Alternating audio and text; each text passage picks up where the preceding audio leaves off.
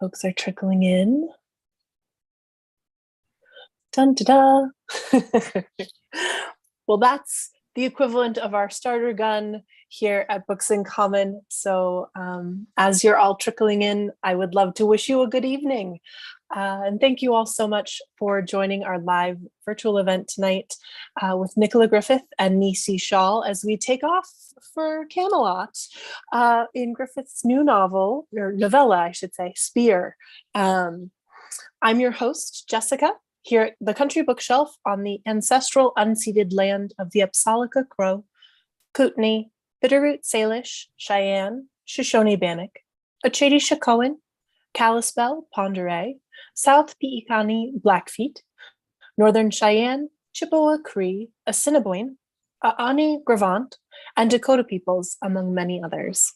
We encourage those of you joining us from outside Bozeman and Montana to learn more about the land that you occupy and the stories of its peoples. We're grateful to be here in this virtual space with our fellow Books in Common Northwest stores, Paulina Springs Books in Sisters, Oregon, and Madison Books in Seattle, Washington. Visit www.booksincommonNW.com for more information and to purchase books from this series. And be sure to follow us on Eventbrite to register for more great Books in Common events. Spoiler alert, there's one coming up in almost a week and a half. So don't sleep on any of those. Before we get to the conversation this evening, I have a few housekeeping notes. If you didn't purchase your copy of Spear when you registered, you can do so by visiting booksincommonNW.com and clicking on the logo of your favorite sponsoring store. We'll also be dropping those links into the chat throughout the evening. We are recording tonight's event and it will be viewable on the Books in Common NW YouTube channel after the event concludes. It's also live streaming there. So if you have any trouble with the webinar, you can exit and re-enter. If that doesn't work, look for us over on YouTube. I do also want to remind everyone that this is a shared creative space that we want to remain welcoming for everyone and ask that you be respectful. For all those who have joined us this evening, threatening or derogatory comments or questions will see the user dismissed from our space. But with all of that out of the way, it is my very great pleasure to introduce our guest this evening. Nicola Griffith is a dual UK-US citizen living in Seattle. She is the author of the award-winning novels Hild and Ammonite, which are two of my favorites, and her shorter work has appeared in Nature, New Scientist, The New York Times, etc. She is the founder and co-host of #Criplit, holds a PhD from Anglia Ruskin University, and enjoys a ferocious bout of wheelchair boxing. She is married to the novelist and screenwriter Kelly Eskridge.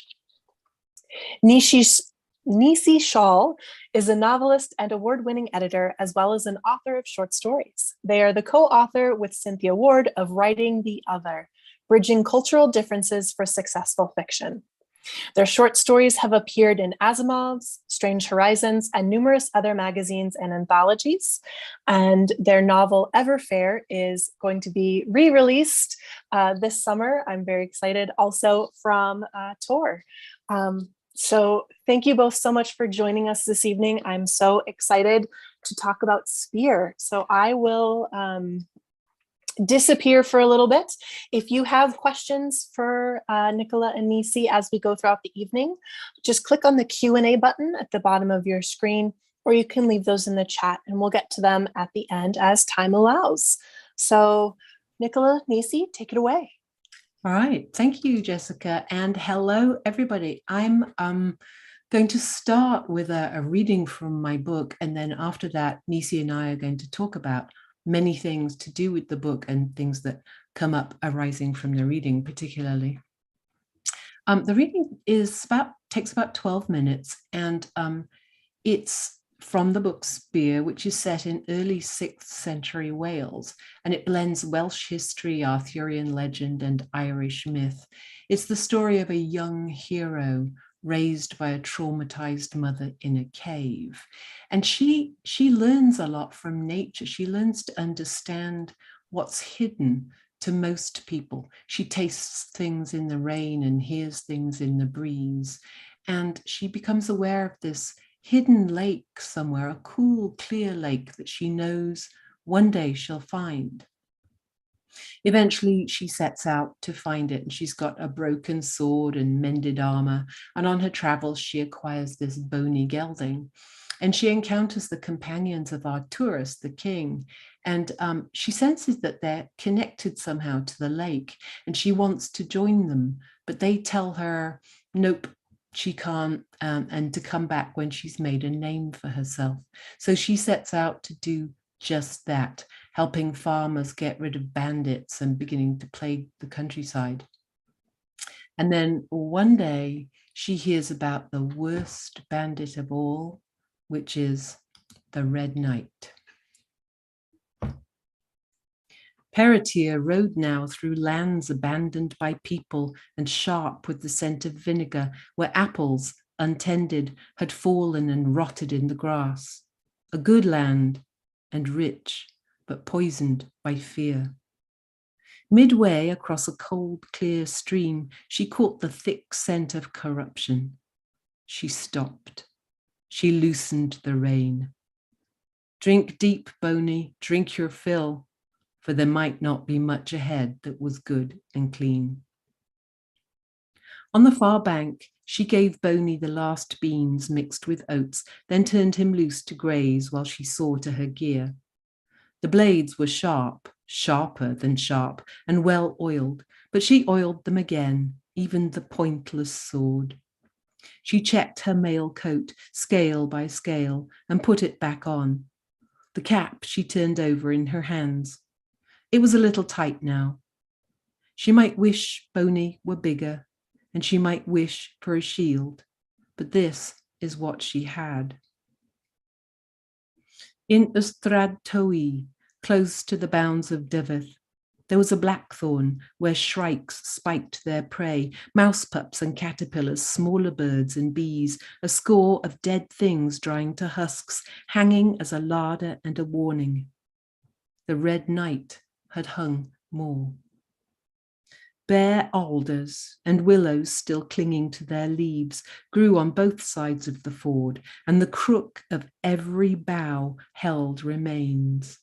Men, women, even children, 2 dogs, a goat, half an ass, and that was just the carcasses fresh enough to recognize.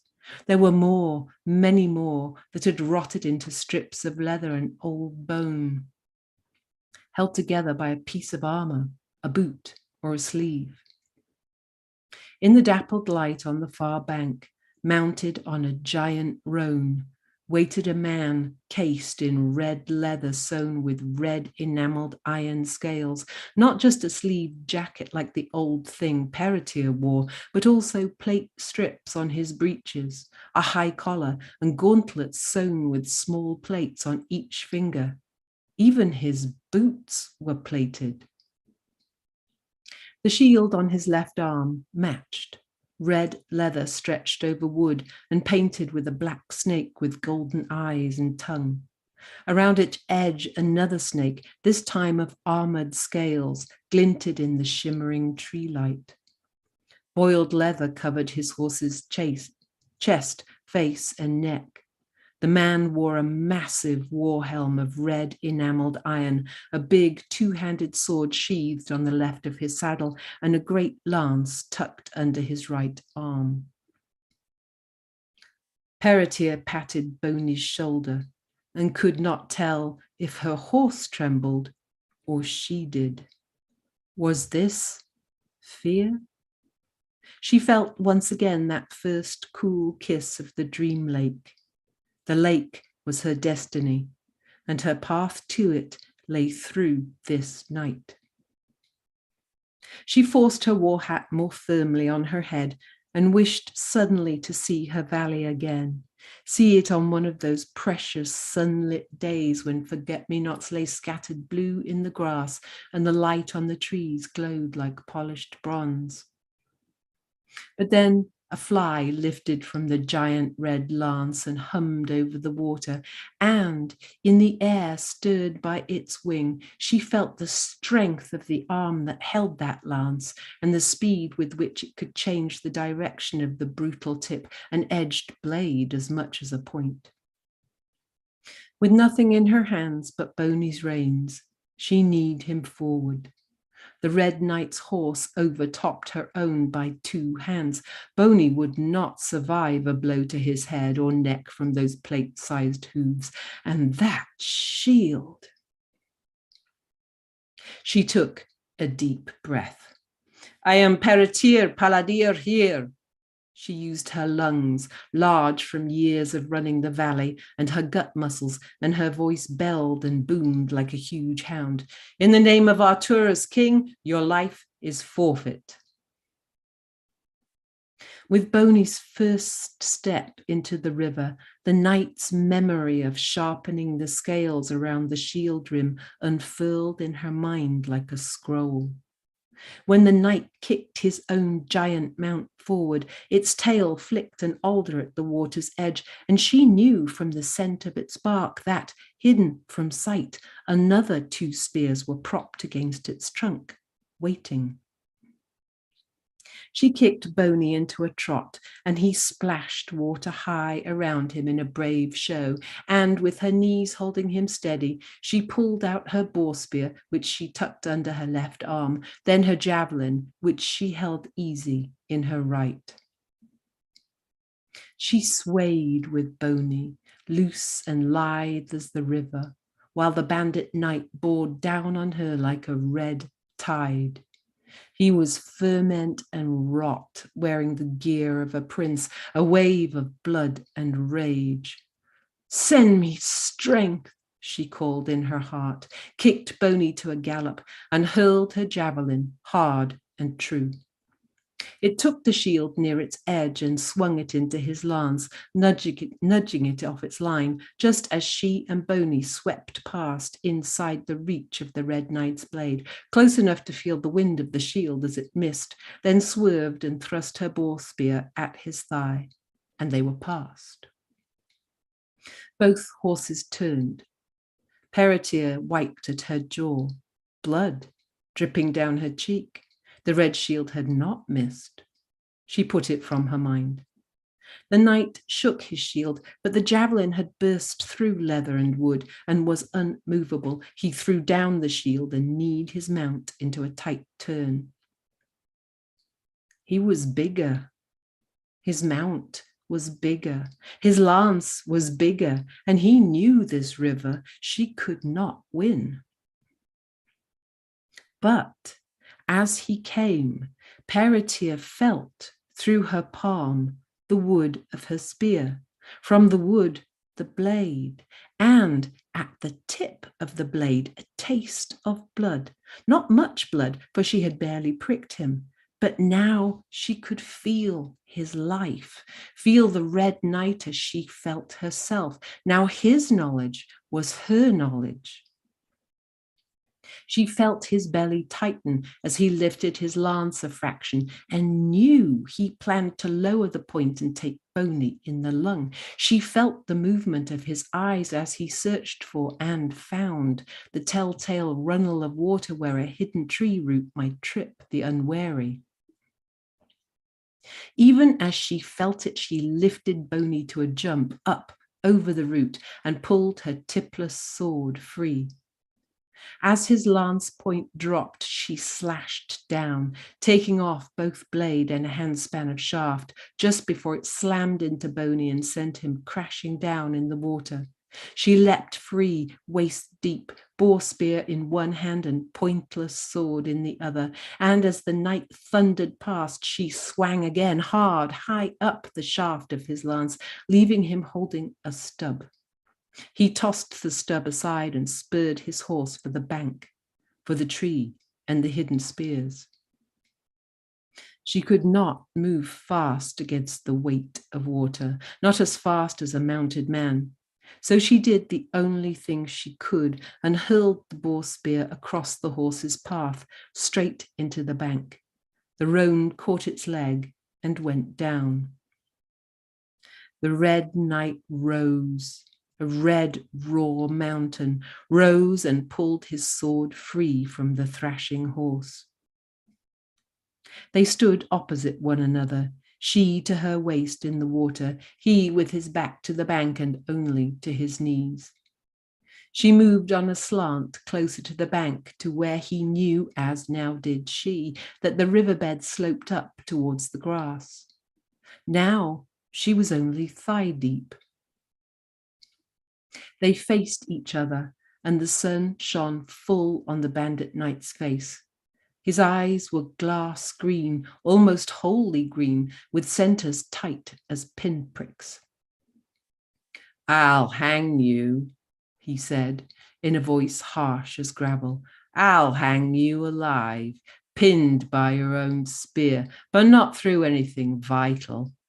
I'll eat your horse while you watch, and every day I'll cut a piece from you and laugh as you rot and beg to die." And he waded towards her. She could do nothing but watch him come. She felt the power of his muscle against the weight of water, saw the length and weight of his sword, knew the strength of his armor on his throat and chest and arms and belly and thighs. Her sword could not stab through that armor. It had no point. She would die hanging on a tree. Her legs trembled. She could not stand against him. So she did not. As the wake of his travel washed against her, and that great sword drew back for a scything cut that would take an arm or her head, she breathed deep and dived flat under the water, under his blow, and slid the edge of her blade across the inside of his knee, where a riding man never wore armor, could not wear armor. He stumbled to one knee, and she pulled her pointless but razor sharp, oh, sharper than sharp, sword back along the inside of the other knee, slicing it open deep to the bone.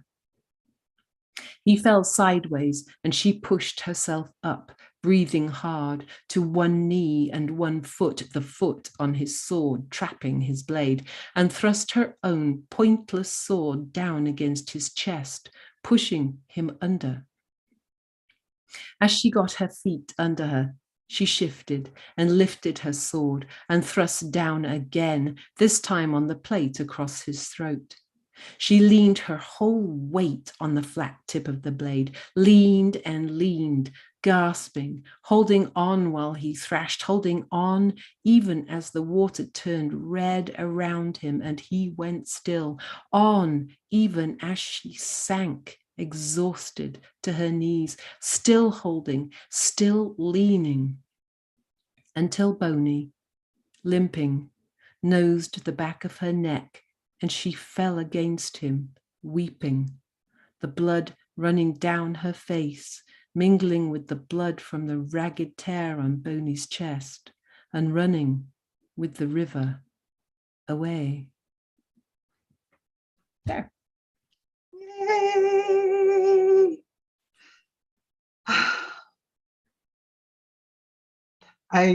I'm so glad that you picked that section to read, although the entire book is full of gorgeousness, so hard to pick. But it's because I wanted to talk about how Per overcomes her enemies by connecting with the living beings around her.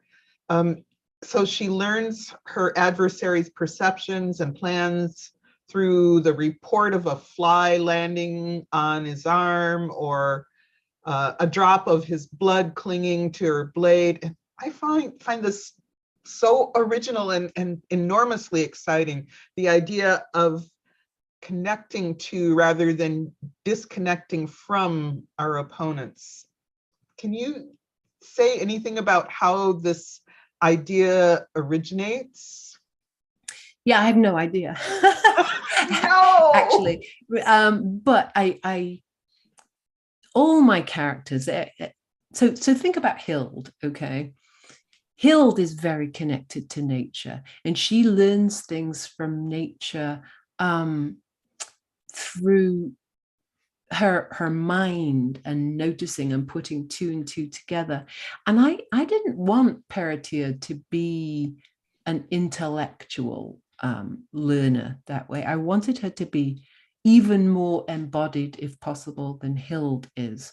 I needed her, and because she's brought up by her mother alone in a cave until she's a teenager, she needed to learn from something. And so she kind of has to learn from nature. So she has to learn through her body. And because she learns through her body, her teachers were the elm and the sparrowhawk and the hedgehogs and the ducks and the lambs and the dogs and the birds. It wasn't the scrolls. She learned some stories from scrolls, but they taught her nothing of any great import. So it just kind of happened naturally. I really wanted her to be embodied, and she needed a teacher. And so nature just was right there.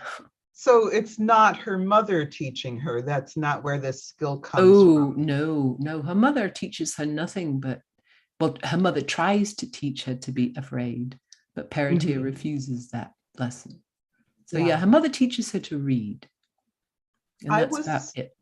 I was also wondering, though, if this was sort of a legacy, if she was born with it, but it doesn't sound like it. Yes and no. It's a bit of a spoiler, but yeah, so we won't. I can say a little bit. She is born with certain gifts, but how one uses those gifts is something particular to each person.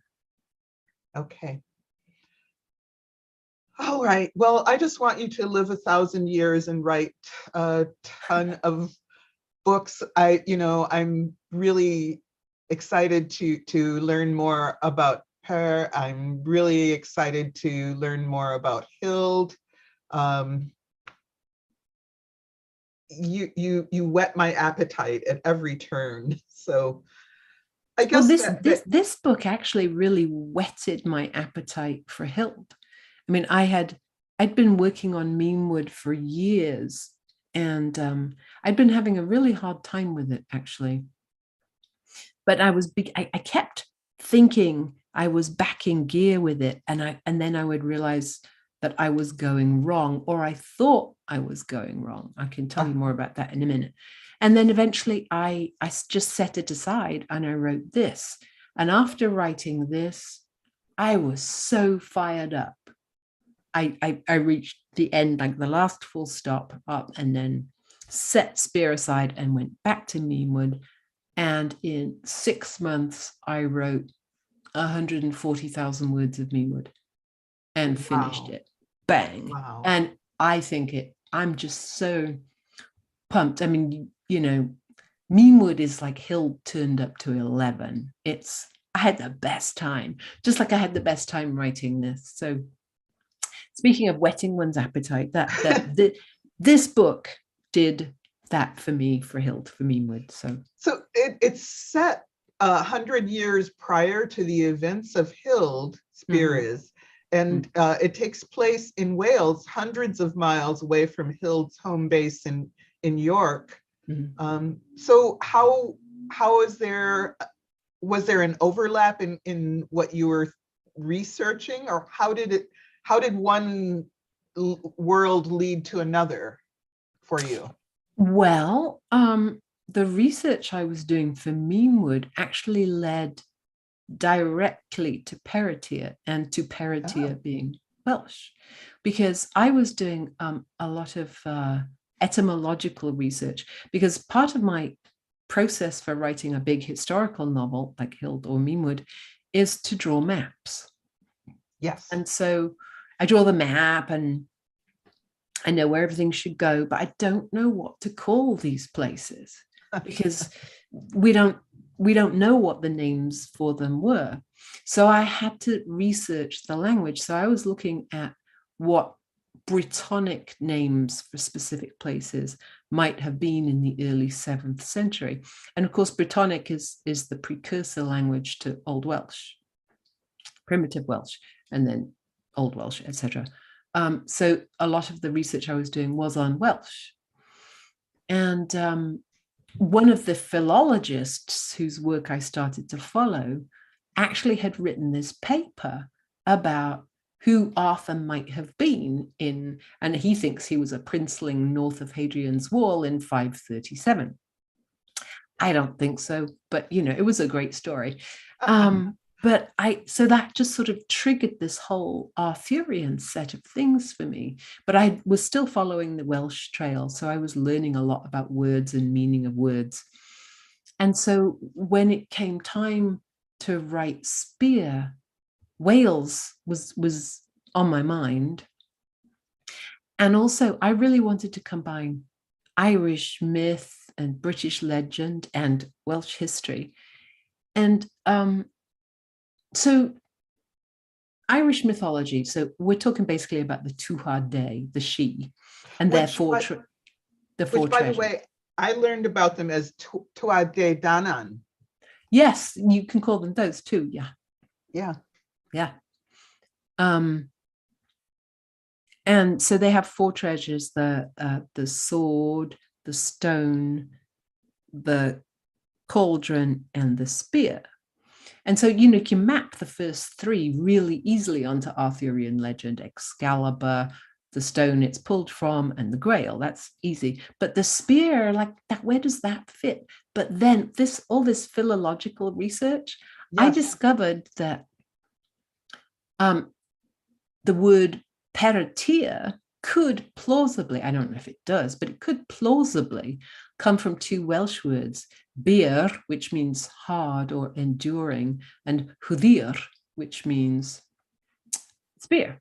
So I had Peretir could be the spear. So I'm like, bang, there we go. So that's where Wales came from, basically, just serendipity. Wales came from philological research. Is that what you're saying? Yeah.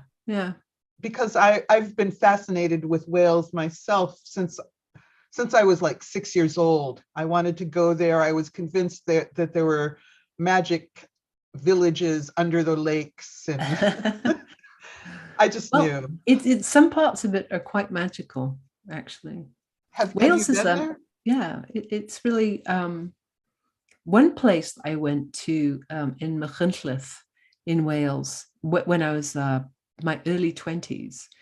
It was where I first came across this notion of living recycling. It was this sort of ecological commune where people were recycling their own grey water before anybody else, and they had a fish pond, and they put their food waste in the fish pond to feed the fish, and then they ate the fish, and and so that's partly where Slow River comes from, was also Wales. So Wales is really, it's like Whitby for me. It's one of those really knitted deep into my writing history.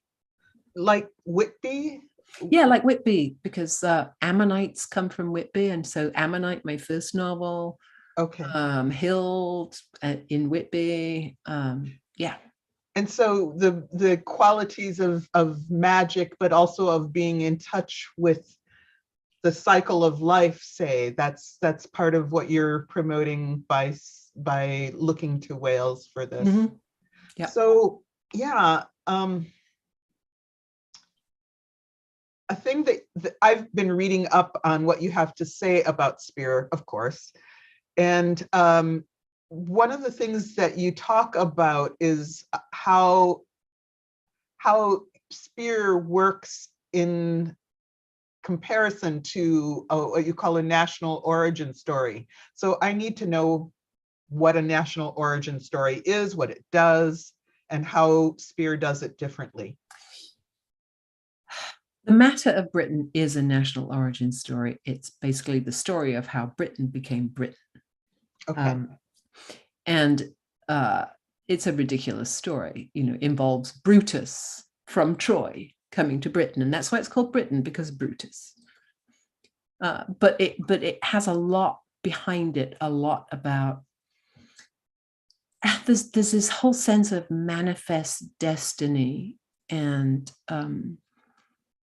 kind of the way Arthur has certainly the Arthurian legend has come to be. It has now been kind of appropriated, just like quote Anglo-Saxon things have been appropriated by white nationalists, essentially, because we're Anglo-Saxons and we're always going to be here, and whoever messes with us, well, they'll have to deal with Arthur. And in fact, if you look at the current British royal family,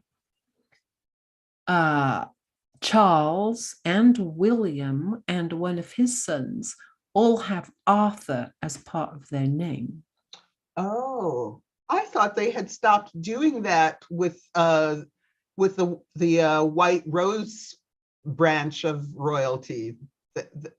Arthur, there was an Arthur that was a king then. Yep, the first it was Henry VII. So Red Rose, the Tudor, who took Arthur the first time. Yeah.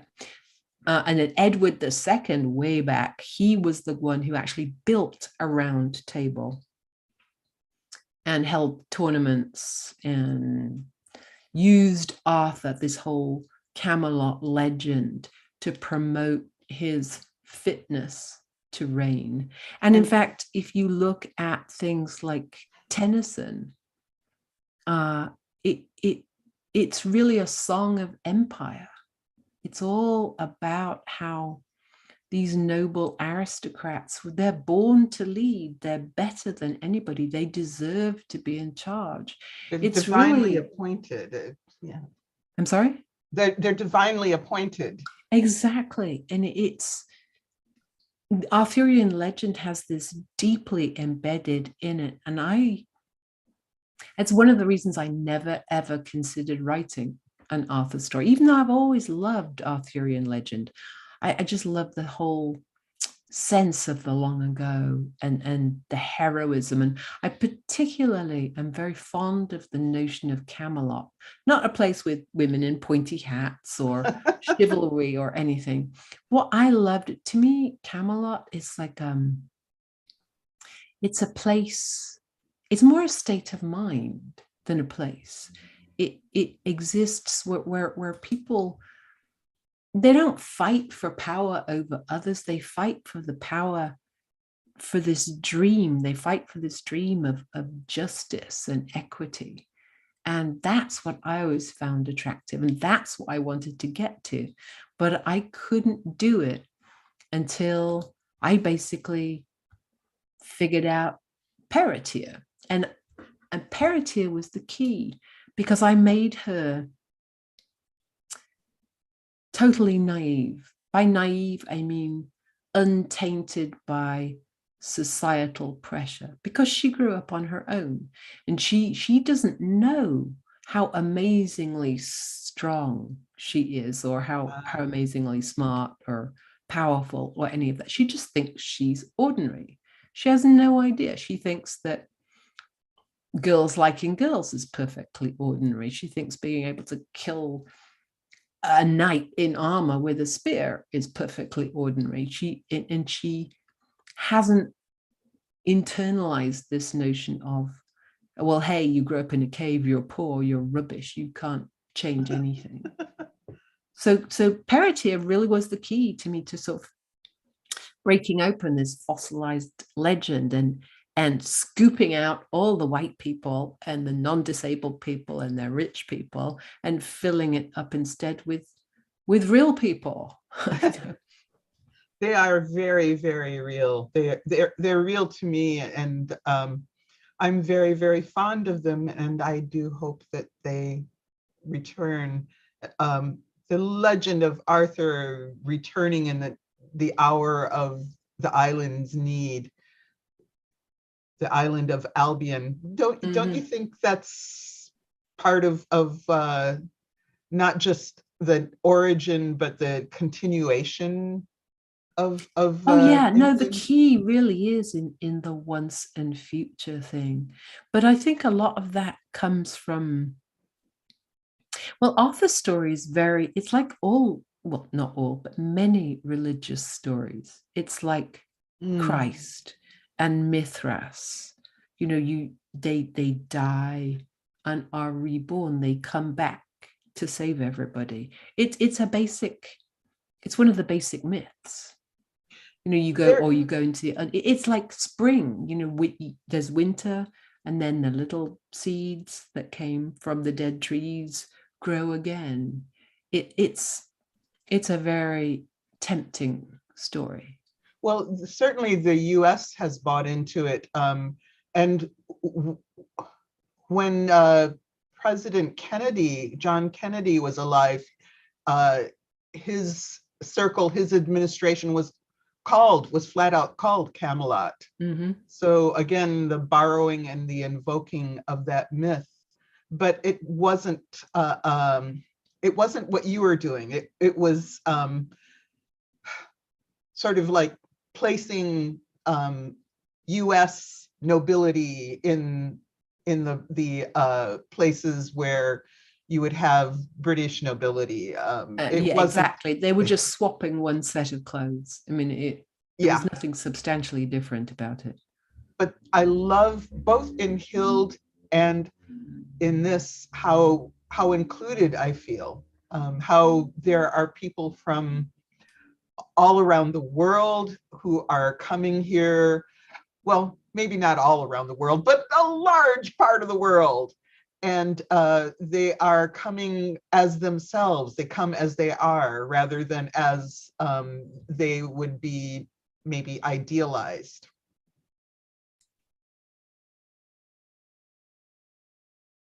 There's wounding, there's just being born that way, there's travel, there's all the things that again, the people who have stolen the myth, if you will, are who have misappropriated it, are against. So thank you for that. It's lovely. But the myth itself has always been stolen. I mean, it's basically fanfic. All Arthurian stories are fanfic. It's just an endless mashup. There is no origin. I mean, Arthur's this floating signifier. You can do whatever you want with Arthur and Camelot if you can figure out. And that was the hard part for me, is trying to figure out how to do what I wanted with Arthur and Camelot, while still making it feel Arthurian, you know, still having all those things I loved about it. That was the hard part. You were challenged to do this in the first place by Deepa, what are their names? Jen Northington and Swapna Krishna. Yeah. Swapna yes, Krishna. They asked me to write a short story for their anthology, and at first I said no, because I couldn't figure out. I'm like, yeah, no, can't really be done and still feel like Arthur, not really. And then they asked again. They said, well, you know, and then I had this vision, which is partly where the Red Knight scene comes from. It's like this vision of a young person in tatty, mended armor on this bony horse, looking kind of trepidatious in the woods. And I thought, I can do something with that. And then all this stuff I've been learning from Memewood all just fell into my head at once. And it's like, oh yeah, I can do something with that. So and then of course I forgot all about it until the deadline had passed. And then I said, oh yes, just give me 2 weeks and I can get you something. And then of course it turned into this. It's a short story. You did think it was a short story when you started? I thought it was going to be a slightly longer. They wanted 10,000 words, if I recall correctly. And I said, I think it's going to come in around 12. And You I know, set out and actually, no, 46,000 words later. Yeah. So it's not even a novella. I mean, it's a short novel. It's very short for a novel these days, but it is longer than a novella. So I never know what to call it. I just call it a book. It seems like the safest. It's a book. Yeah. you know, one of the few reasons why I assented to be in that anthology is because I heard that you were going to be in there. And you wrote such a great story. Yours was actually my favorite story in the whole book. I loved what you did with Merlin. I mean, I was just so happy to see him buried. Yeah. Well, I always thought that Nimue got a bad rap. Exactly. Yeah. So between us, we have rehabilitated Nimue. Yeah. So it was great. is this going to be a movement? Is there going to be a sort of a surge in stories that rehabilitate the Arthurian mythos, you think? I don't know. I do think I will be working with these characters again. Yeah. Yeah. Well, let me put it this way. I mean, I think Paratier is going to live a very long time. So Oh. I don't know what era I'll be working with her in, but So one of the things that you've said as we've talked about this ahead of tonight, you've mentioned that you wanted to explain why Paratier is different, which I didn't understand. I don't understand. Is she different from what?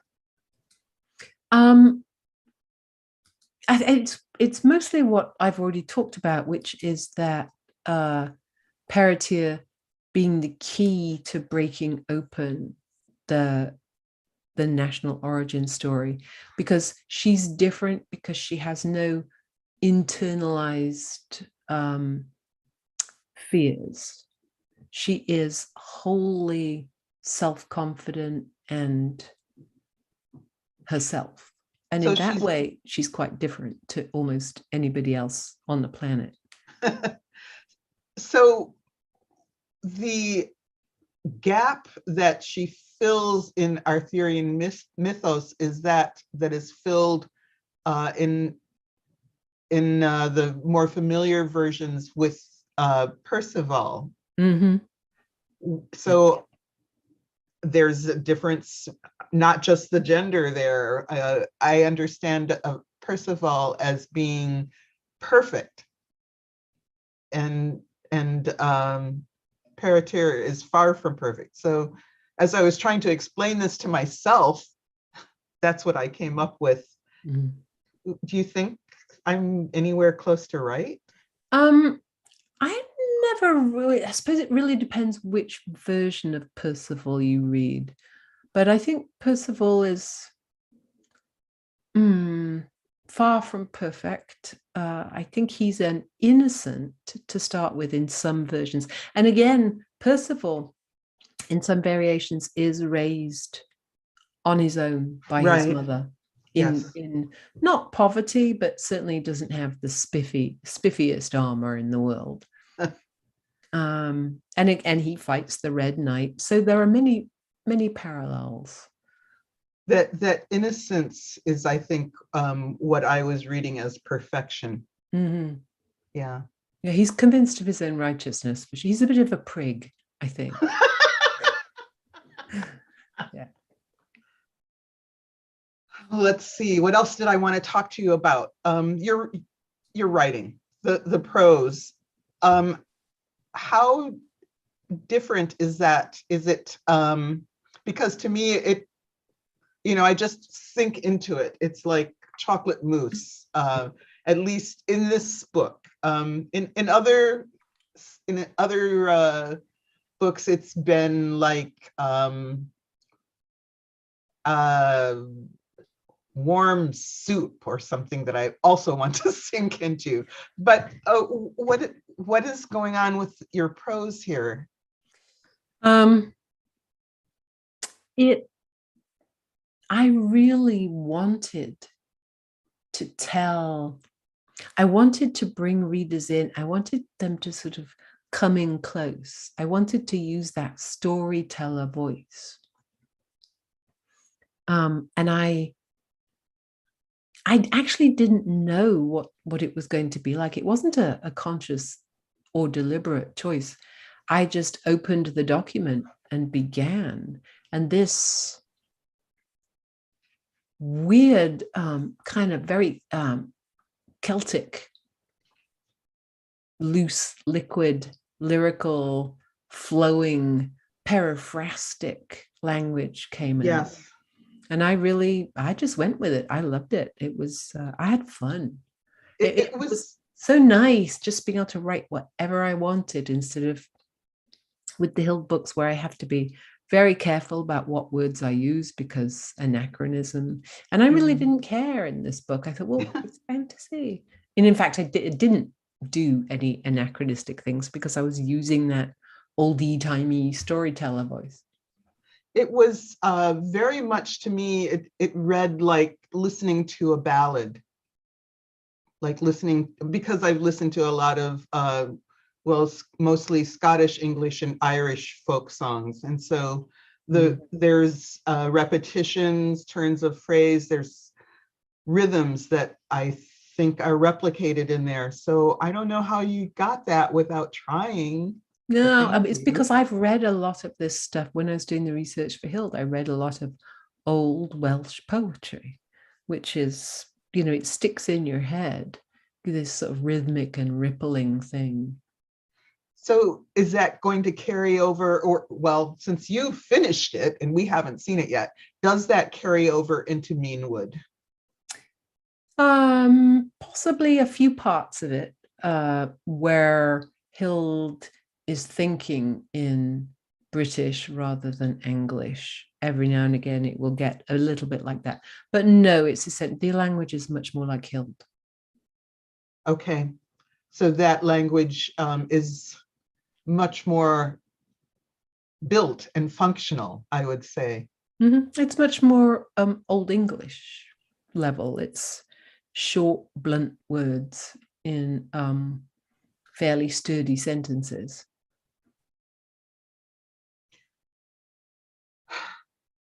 See, what else did I want to ask you about? I see that we have a couple of questions, I think. Oh, we do. We do. I've been ignoring those. That's why I'm here, Nisi. Okay, all right. I will cede to you. Well, I feel like this first question actually does come back to that sense of language. Lane is curious if there's an audio version of the book, and if so, if you read it. Why, yes, indeed, to both questions. The audiobook is out now. I recorded it, and I had a really good time doing it. For the first time, I recorded my last book, So Lucky, but this time I had a really excellent director, and she really pushed me. So I'm like, I know how to read my own book, I'm like, I'm so cool. And I started it and I read the first page. She said, oh yeah, that's great. Now let's go back and do it again. This time, do it this way. And I'm like, what? But she made it better. She really made me lean into, I'm just trying to see if I have an example here. Yeah, okay. So I'm going to read you the first paragraph. Yes. In the wild waste, a girl growing. A girl at home in the wild, in the leafless thicket of thin grey saplings with moss growing green on the north side, the outside. So that's just the first sentence, but she made me really do the pauses in the right place and bring people in. So yeah. And every now and again, when I was getting a bit tired, she said, okay, stop, go back 2 pages, put some energy into it. And I'll be like, yes, ma'am. So yeah, she made me work, but I think it's a much better book for it. So I had a really good time doing that audio book. Wonderful. I hope you go listen to it because it was enormous fun. Yes, you can find it on the independent digital audiobook partner, Libro FM. You can find it there, and hopefully we can get a link to that into the chat as well. But I feel like that will really continue that sense of storytelling and that sort of ballad sense as you get to hear the language, because there is so much going on linguistically in Spear and in Hild. And I'm gonna stop turning into a nerd here for just a second and move on to but also the thing about hearing me read it is that you get to hear how I pronounce all the names. Yes. And some of the pronunciations, oh my God. There was one phrase that was the bane of my life, which is like, the Engel have taken the Verdoya.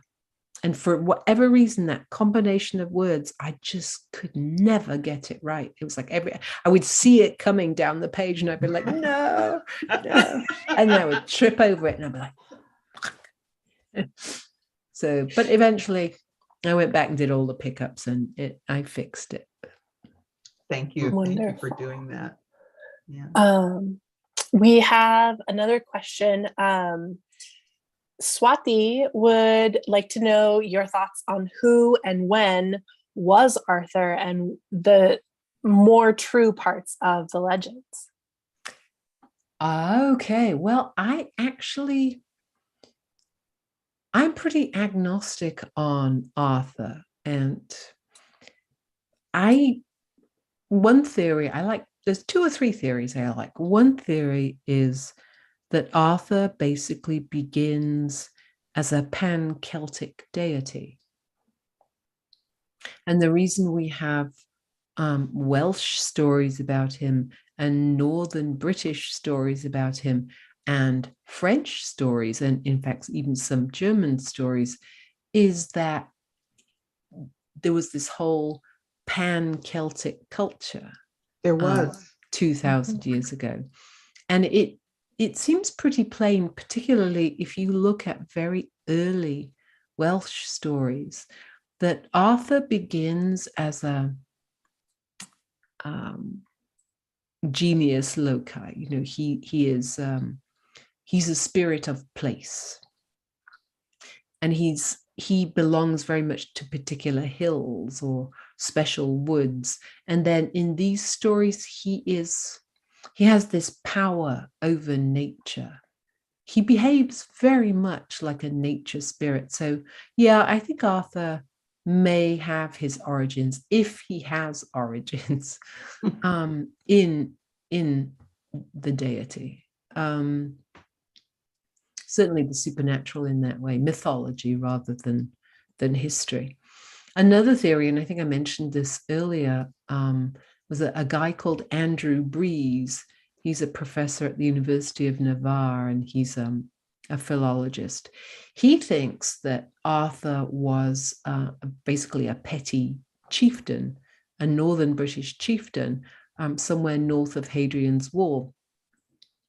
And in 537, there was a huge volcanic eruption in Iceland, and it basically led to 2 years of winter. Crops failed everywhere. People starved. It was all over the world. I mean, certainly the Northern Hemisphere. So there are reports from China and Istanbul and, I'm sorry, Constantinople. I think it wasn't time. Maybe, no, Byzantium. I get confused about when it was called what. All these stories and Irish annals about these 2 years of winter. And in fact, immediately after that, the plague of Justinian begins. So Andrew Breeze's theory is that Arthur was this petty chieftain up in the north, right around the time all this was happening. And he became a legend because he became really good at stealing other groups' cattle. So he fed his people, he protected his people. And that's his basic theory. And it's kind of cool. It's a cool theory. I think it's completely, hopelessly wrong. But because Arthur was, it was a name that was used a fair amount in the north of England. It appears in a couple of genealogies. And it actually even appears in the 6th century, well, yeah, possibly late 6th century Welsh poem Ygodothin, should I say, which is about the 300 who march from Edinburgh after a year of drinking mead and getting their courage up. And then they're all horribly slaughtered by the Angles. And there's a mention in there about this hero who kills these people and he kills these people and he's amazing and he's strong, but he was no Arthur. So yeah, he's not as good as the real dude, you know. So Arthur was, I think, already a legend then. I don't think he was ever real. I think he's always been a legend because originally he was a myth, and then he, you know how these things work. You get a god and it becomes a myth, and then it becomes a legend, and then people start writing that person into history. And the next thing you know, people, even historians at some point are like, oh yeah, no, a guy like that must have existed. And I'm like, oh dear, no, you'll regret that later. That's interesting because in my tradition, we see a lot of examples of it going the other way, of historical figures becoming deities. Oh, interesting. Yeah, like Martin Luther King. There are now Martin Luther King candles that you light and say a prayer to Martin Luther King. Oh, but that's more like, it seems to me, correct me if I'm wrong, that is more like what happens with saints in the Christian tradition. So, you know, you have someone who wins a huge battle, and then something they have touched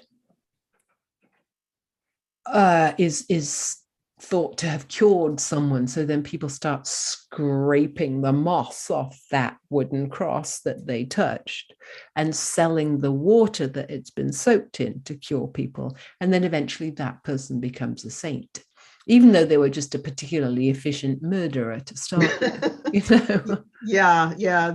There's, I don't want to get into all of the different ones, but there are particular deities that have historical records also, not just King is the most recent one, but what about, do you have theories as to the existence of Nimue, the Lady of the Lake, Merlin, any of these other figures? Merlin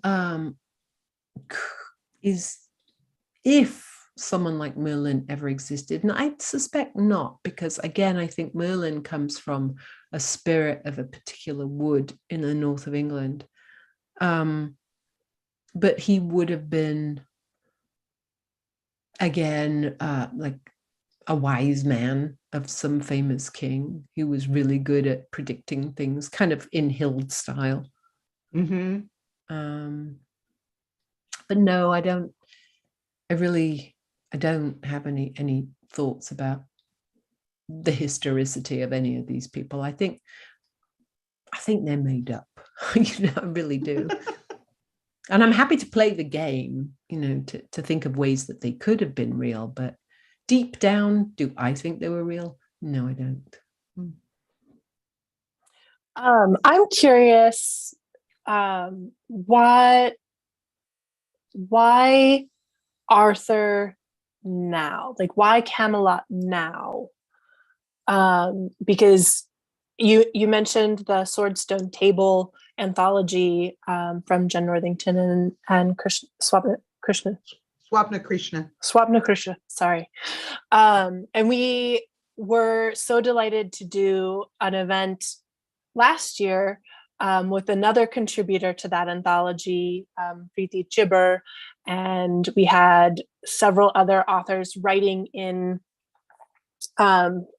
this sort of reinvention of King Arthur and the people that surrounded King Arthur. And in the acknowledgements, you mentioned like Tracy Dion and Legendborn and some of those others. And so I'm curious why Arthur fits now just as much as he fits, Because he's this floating signifier. I mean, he's a hero, and we all want to see ourselves in the heroic past. I mean, if you look at Arthurian fiction, it's this constant process of whitewashing. I mean, if you look at maybe 12th century versions, there is one night of color, but then within 100 years, all representations of that night visually, he's white. It's like this constant washing away of anything that doesn't fit this national origin story.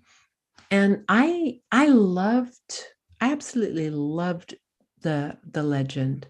But the thing I really didn't like was never seeing people like me in that time and place. And I got really tired of it. I got really fed up because, Crips and queer people and people of color, women and other genders, we're part of history. We've always been here. We were there then, just as we're here now. So we should have been in the legend as well. Yes. And so I think everyone's just reached the point where it's like, hang on, I'm done with this bullshit. I'm going to go back, put myself back there so that then I can feel good about being here. And I know there'll be a place for people like me in the future. It's a way of writing ourselves back onto the world stage. It's another instance of that once and future. Exactly. Yep. Yep. It's a wonderful circular thing. You can make it apply to almost anything. Fantastic. We've got a couple other questions here. Besides Whitby, where else in the UK would you recommend related to the Arthurian legends? I don't think Whitby has anything to do with Arthur at all. Wow. I mean, there's stories of Arthur almost everywhere. You can look on a map and there's an Arthur's table, there's an Arthur's rock, there's an Arthur's hill, an Arthur's wood, all over the places in Scotland and the north of England and Wales particularly. Arthur's seat. Yeah, there's Arthur's things everywhere. And of course, Glastonbury Tor is, a big one. And then some archaeologists back in the 70s decided that, Cadbury Hill in Somerset was probably Camelot. So you could go there, which is basically an Iron Age fort. But if you're looking for those places that feel magical and mystical, that feel like thin places in the world, that like where the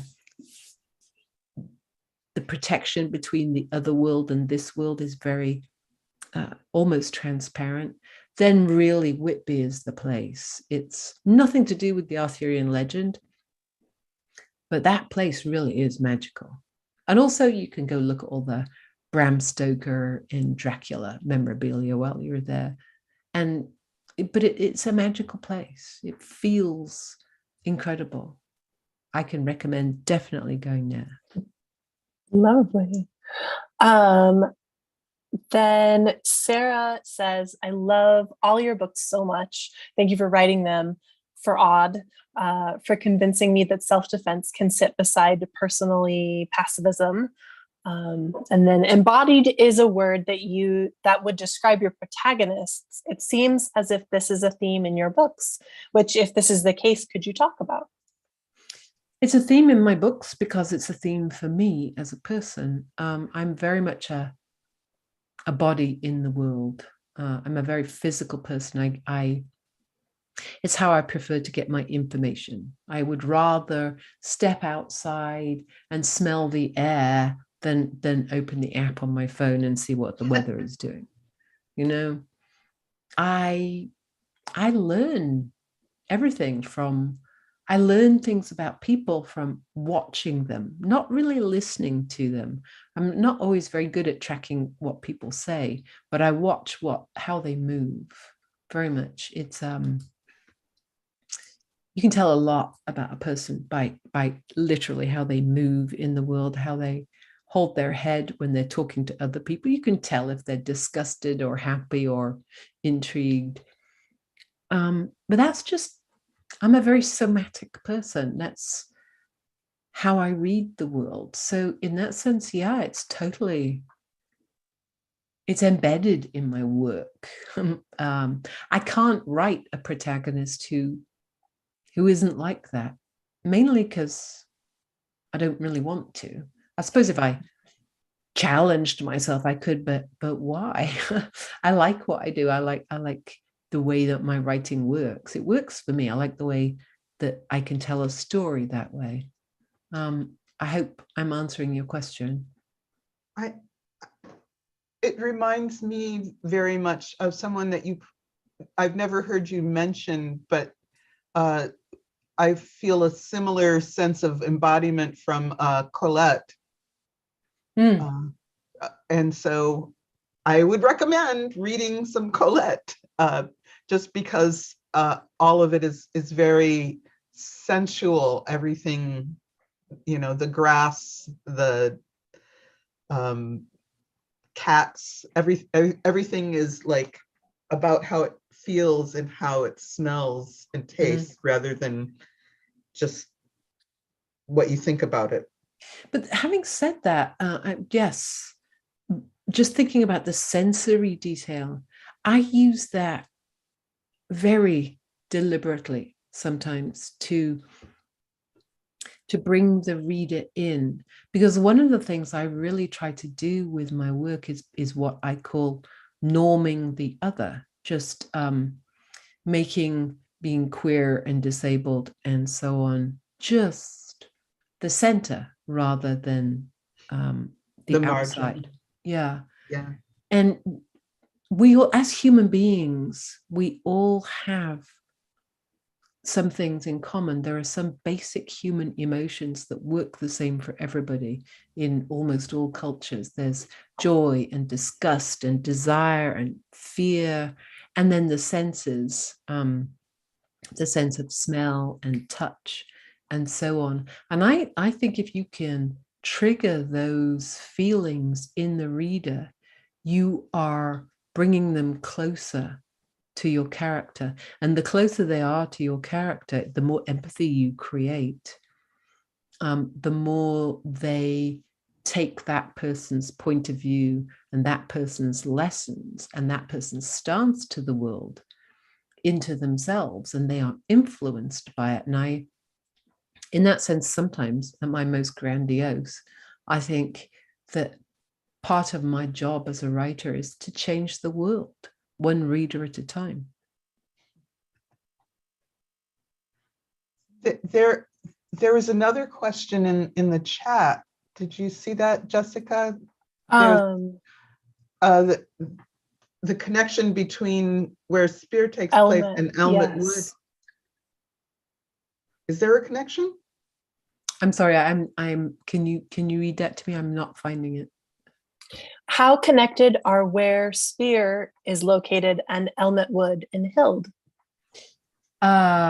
They are pretty different. Elmet is basically what is now West Yorkshire in the north of England, and Spear is set in South and West Wales. Let me. Oh, I don't have a map handy. I was going to bring up one of my maps. There's one behind you.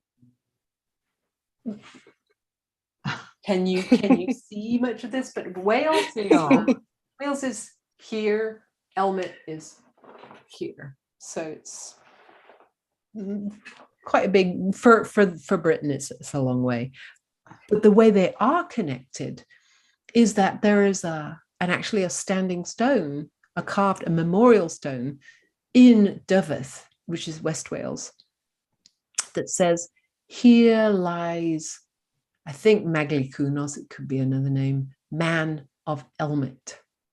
So maybe there is a connection, I don't know. And of course, Elmet was one of the very last British kingdoms in England before they all became English. So yeah, in that sense, kind of connected. Wonderful. Well, I don't want to keep you too much longer. I just have to note that you heard it here. All of Arthur's fanfic, my brother and I have an ongoing debate about canonical King Arthur or not. So I'm winning. There is no canon. There is no canon. I have now had 2 events that have said there's no such thing as canon. So take that, brother. I want to thank you both so much for joining us. Again, if you didn't get a copy of Sphere when you registered, do so by visiting booksincommonnw.com and just clicking on the logo of your favorite sponsoring store. I know if you get in early on that, we still have some of our lovely enamel pins from they really Tor. are nice. I wear one in the lapel of my suit jacket, and it's really nice. Yes. Beautiful. And also be very sure to keep your eyes out for Nisi's next book, re-release of Everfair coming in June, also from Tor. Thank you both so much for being here. It was a delight and a privilege to get to hear you read and share so much of your work. Yes. Thank you. Thank you both. It was great. Thank you for inviting me. Absolutely. Well, everyone, I bid you a wonderful good evening. I hope you all have a copy of Sphere to curl up with tonight. And we'll see you next time for Books in Common Northwest.